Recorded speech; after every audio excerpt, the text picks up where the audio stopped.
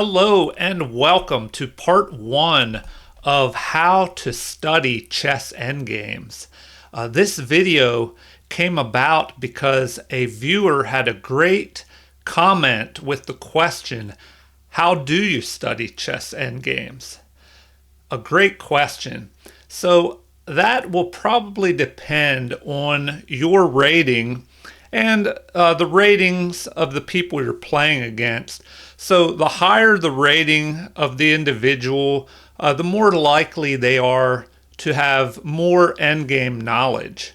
So as you climb up on the rating bracket and become more advanced in chess, you'll have to learn more when it comes to the endgame, and you'll just have more endgame knowledge. So for anybody who is maybe below 1,000 rating, they only need a more limited knowledge of the endgame.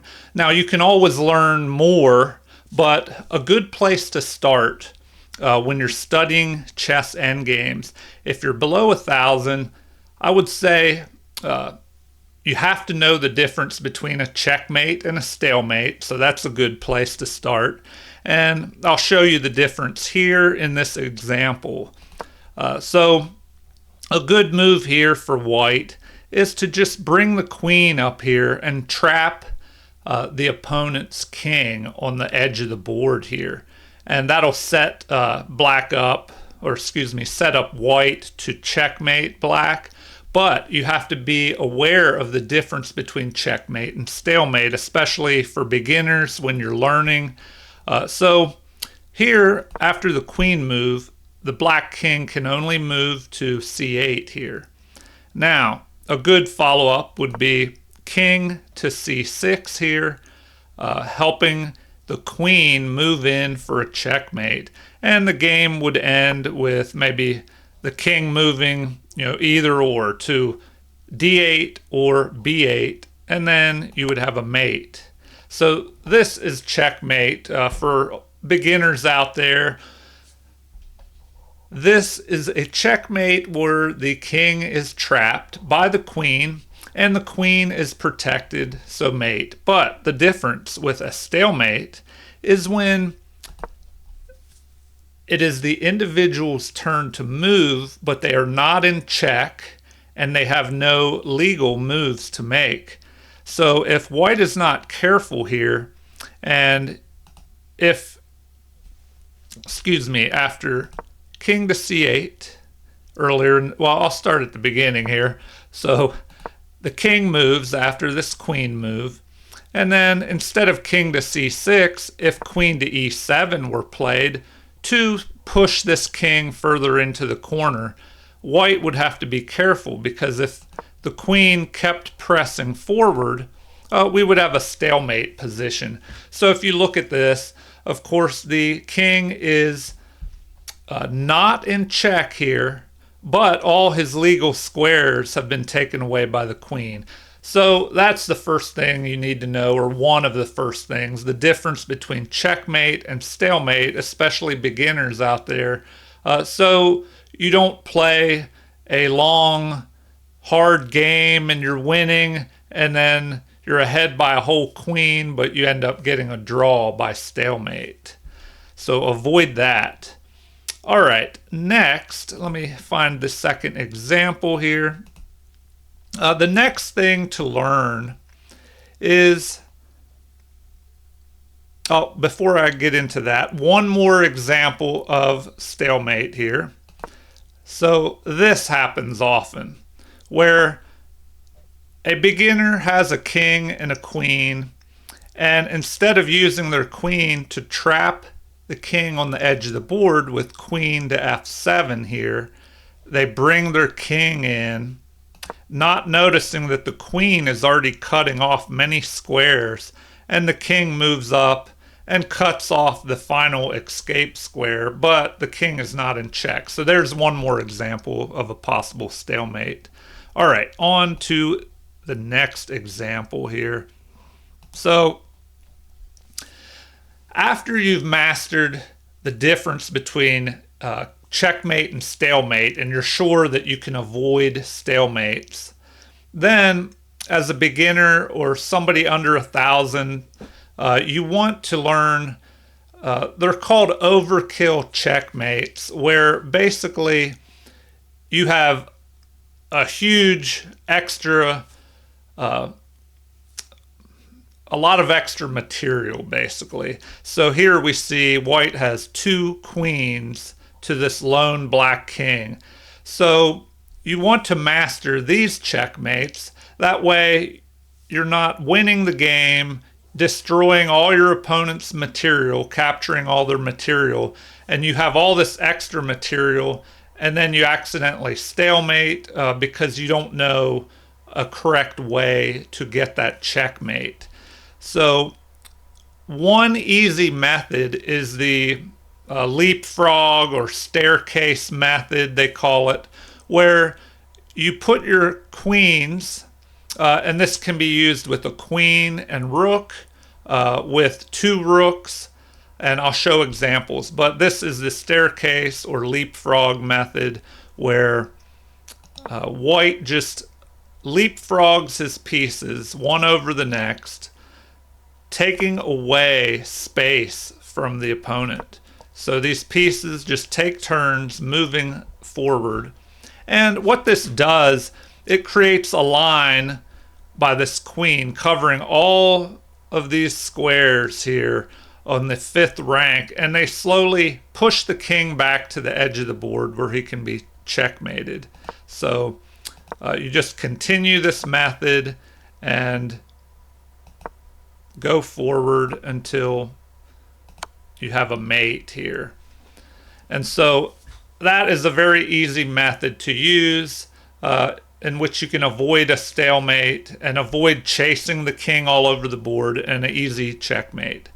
All right, and now I'll show that with, now one thing, when you have all this extra material, watch out for those stalemates, because with 2 queens or a queen and a rook, it's easier to stalemate. Okay, and to avoid those stalemates, just make sure that you're not cutting off all the escape squares of the king. All right, so here we have black with the extra queen and rook. So once again, this staircase or leapfrog method can be used, but here the king is in the way and the pieces must be maneuvered into place. So if the white king moves, he tries to stay in the center and not get trapped to the edge of the board, which is what you want to do, is trap him on the edge. So the pieces will move out to the edge as far away from the king as they can get. So if the king just stays in the middle, the queen now first moves down here, creating a line that the king cannot cross. And then the king moves, and now the rook moves, creating another line. So here we see the leapfrog or staircase method, but the pieces are separated by a distance in between them. And so the white king will move towards this lone rook because now it is not protected. So here you must be careful that you do not move the rook here, or it will be captured by the king. So the rook can move now as far away from the king as possible, without moving behind the queen, because you want room for your pieces to leapfrog in this manner here and not get in each other's way. And we have another mate.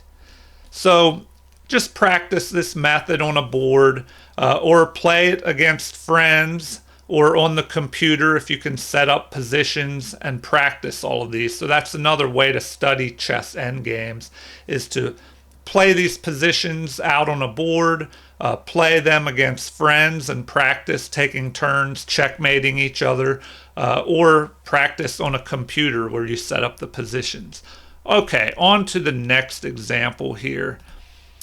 All right, this is the 2 rooks now, and they will also perform that same staircase or leapfrog method. So here, the first rook just jumps up, creating a barrier which the king cannot cross, and you must ensure that your rooks are protected if they move close to the king. So if white's king wasn't here, this rook would be captured. Okay, so the king moves away. Now you must move the other rook into position. And it's always a good practice to move your rook as far to the side as possible away from the king, so it takes longer for him to run over and attack your rooks. So he's attacking this one, so you can move it away, or you can just jump up with this rook that is already too far away and blocked. The king is blocked by this rook from getting closer. Alright, so the king must move back, and now this rook moves as far away as he can get to the side of the board. And then the king moves toward the closest rook, and now we have another jump, creating a barrier, forcing the king back. And now you have to be careful not to move this rook here, or it will be captured. So you move all the way over as far as you can without getting in the way of each other, which that's important because you don't want your rook moving to a5 where it cannot continue this leapfrog or staircase maneuver. And here we have another mate. Okay, so one more thing that you should learn after you learn these leapfrog or staircase checkmate methods. Practice those, learn that until you have no problem checkmating with that. And then you can move on to the box method, which will be, in this example, the box method is used by the queen, king and queen against a lone king, or a king and rook, which will be in the next example. And this is how you use the box method. You want to box the enemy king in. So white tries to stay in the center here, and the queen will jump in a knight move away from the white king and create a box. So the white queen controls all of these squares on this rank here, the 6th rank, and also from D6 to D1 on this D file. So that is the box that you create. And the king moves. If the king retreats, you can push forward and make the box smaller by jumping a knight move away from the king. And you don't have to move to a square that is a knight move away, but that is an easy thing to use, an easy method to push the enemy king away and make the box smaller. So here he moves up, trying to prevent you from making this box smaller, but you can still jump a knight move away, and now the box is smaller with only 3 squares to the edge of the board here, even though the queen went backwards a little bit. Alright, the king moves forward. You just make the box smaller, and you just continue this method until the king goes to the edge of the board.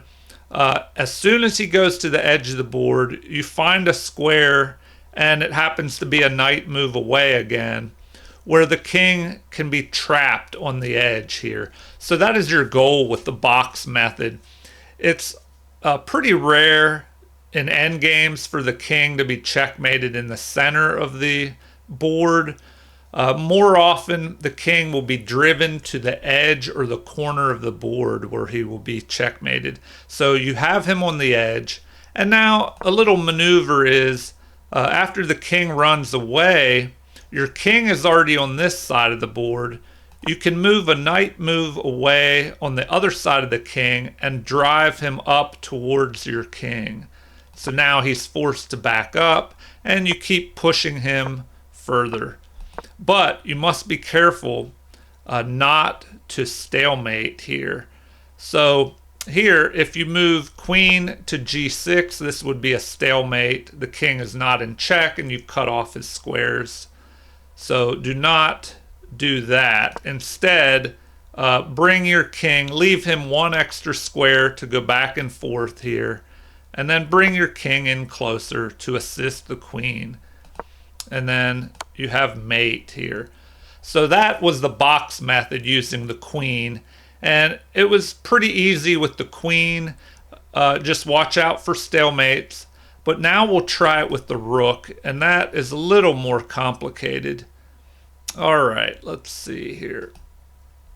So, white has to move here, and the black king is already in the center of the board. So the first thing to do is make the box smaller. So we've cut off some of the board here by moving the rook in closer to the center. And if the king tries to stay in the middle, the rook can move up forward and now make a smaller box here. And you just continue this method. If your rook is attacked, you must protect it with the king, of course. And we just slowly make this box smaller. If the king retreats, you can push your king forward to help assist your rook. But just make sure you don't put your king in the way and or move your rook to where it would let the king jump outside of your box. So right now the box is from e3 to e8 and e3 to a3. So he moves in this direction so the rook can move up, making the box smaller, and you just continue this method. Now here, black could trick you by moving here, and if you tried to make the box smaller, well then the king could jump on the other side of the rook. So here you can just waste a move with the king, which will force black's king to move, and then you can just move your king up, and after he moves again, make that box smaller. And now he's trying to do that maneuver again, so just move your king, protecting your rook, but not letting him jump outside of the box. And you just, once again, make the box smaller. So you continue this method back and forth here, the same thing, slowly making that box smaller, using your king and rook together. And here there are different options. The king is on the edge of the board, and you can jump your rook up here, and he cannot jump outside of this small box because your king is covering these escape squares. So he would have to jump up here, and after the king would protect the rook. Now the enemy king is trapped in this small box here. And if he moves into the corner, here be careful not to make the box smaller because black is not in check and this would be a stalemate. So instead, once he goes into that corner, you can close in with a mate in this method here where you just check him with the rook. Now, another possibility that could play out earlier is in this position, the game could have continued with you making the box smaller. And if the king attacks, you just waste a move with your king, forcing the king back. And if he retreats, if you instead move your king forward, now if he moves here to prevent a checkmate, well, this is the only move he has available also. So now what do you do here? You have to waste a move with the rook. You could just move here or anywhere along this rank. So you could move all the way back to here, and the king is forced to go into the corner and then move the rook with mate. So sometimes that wasting move comes into play with the king or with your rook to waste a move which forces your opponent's king to retreat, and then that gives you an advantage. Okay, well, that's the main thing, or those are the main things you need to know if you're under 1,000 rated player, is the difference between checkmate and stalemate. So really, work on that on the board. Make sure you know the difference between checkmate and stalemate. As long as the king is checked and he has nowhere to go, that's a mate, of course. But if he has nowhere to go and no legal moves, none of his pieces, if there are any more pieces on the board, can move, and the king cannot move, then that is a stalemate. So avoid that. And also learn the leapfrog or staircase method for checkmates with two queens, queen and rook, two rooks.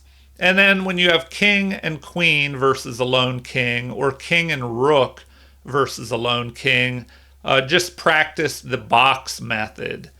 And one final little review here. When it comes to stalemate or checkmate, just practice that, especially if there are a lot of other pieces on the board. I know this is an exaggerated position, but a lot of times when you have all this extra material and you should win easily, that's when stalemates could occur.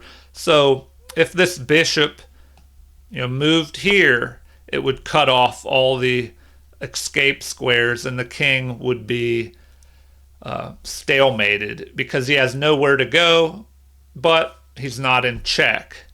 So if we go back and instead move the queen here, this would be a checkmate, as in this position the king is under check, the attacker is protected, and so he has nowhere to go. So just practice that. I hope you enjoyed this part 1 of how to study chess endgames. In part 2, I'll introduce some additional knowledge that you will need when you go up over 1,000. So if you're under 1,000, just remember you don't want to learn too much too fast. You definitely need to know the difference between checkmate and stalemate, and to avoid the stalemates. And all the overkill checkmates with two queens, a rook and a queen, two rooks against a lone king, and also how to use the box method with king and queen or king and rook versus a lone king. Okay, well, I don't want this video to be too long. That's why it's already gone long. That's why I'm going to break it down in multiple parts. So be sure to check out the second part of How to Study Chess Endgames, where I'll introduce a few more concepts that you should learn once you go over 1,000 rating. Now, that's just a guideline. You can study, if you master these overkill checkmates and the box method and master what I've shown you so far, then feel free, if you're not over 1,000 yet, you can still learn more, obviously, but this is a guideline. Okay, I hope you enjoyed this video. If you have, please like and subscribe. Feel free to check out Nick Butt's Chess, my channel, which has some other examples of these checkmates. Okay, and if you also have any comments or suggestions, please feel free to leave them. Thank you, everyone. Have a great day.